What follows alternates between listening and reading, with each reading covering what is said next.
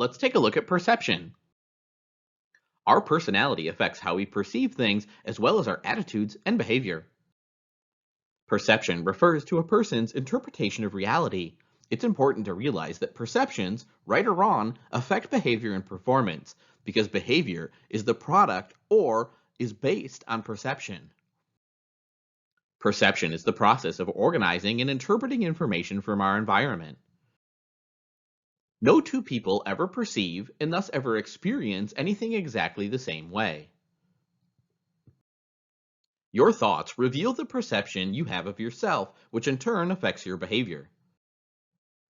A second factor that influences the perception process is the information available from the external environment. Organizational practices influence employee perceptions of management and the firm. We make attributions when we infer causes about particular outcomes, which affects behavior. Attribution is the process of determining the reason for someone's behavior.